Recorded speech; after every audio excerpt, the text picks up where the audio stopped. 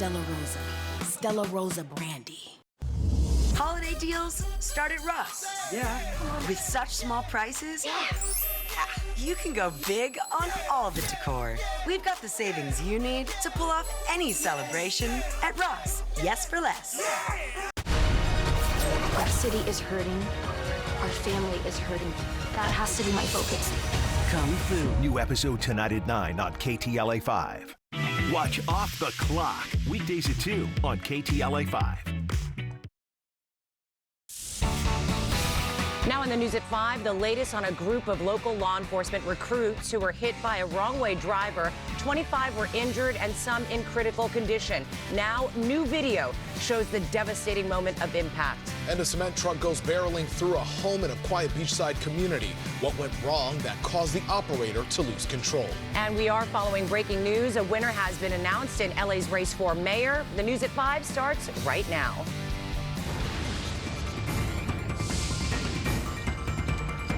Good afternoon. This is the KTLA 5 News at 5. I'm Cher Calvin. And I'm Paige Rivera. Thank you for joining us. You probably noticed we're in this brand new studio, and we're going to talk about that in a few minutes. But let's get to our big story tonight. We finally know who LA's next mayor will be. The Associated Press has declared Congresswoman Karen Bass the winner over businessman Rick Caruso after the release of a new batch of results. KTLA 5's Carlos Salcedo has the breaking details live from our news center. Carlos. Sure, and Pedro, it took more than a week, but the Associated Press made the call late this afternoon, declaring Karen Bass the winner.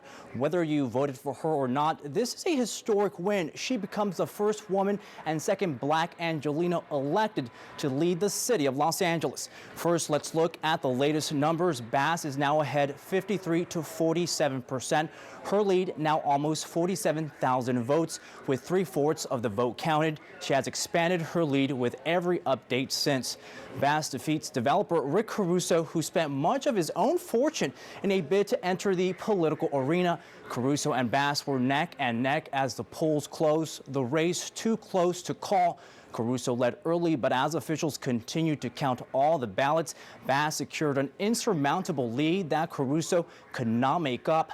Bass, a 6-term Congress member and LA native, inherits a city plagued with a growing homelessness crisis and a scandal that recently rocked City Hall, forcing the resignation of its council president. During her campaign, Bass promised to restore public trust and integrity to local politics. We're still awaiting a comment from both Bass and Caruso. We'll work on that during bring you a live update in the next hour. Sharon Pedro, we'll send it back to you.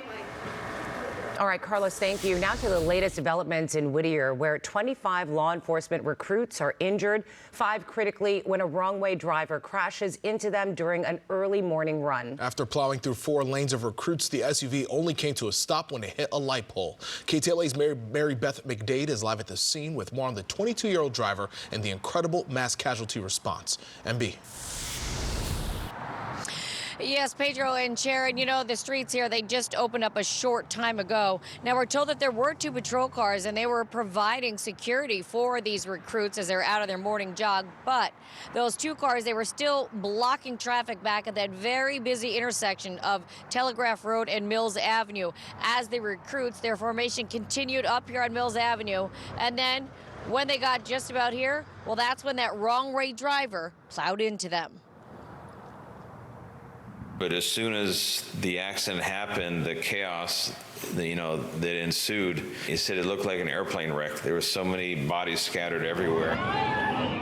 A wrong-way driver plowed into a group of LA County Sheriff's recruits as they were on their morning run around 6:30, leaving dozens injured. Now we're just facing some life-altering injuries from some most severely injured recruits. The tragedy occurred not far from the Whittier Academy, where the 75 recruits began their run. They were running in formation heading northbound on Mills Road north of Telegraph when a vehicle that was traveling southbound on Mills veered into the northbound lanes and struck the formation. 25 recruits were injured, 5 critically. This woman's son, who's one of the recruits and trained as a paramedic, began to triage his classmates. He was okay and then tried to help other people around him as he was able to do.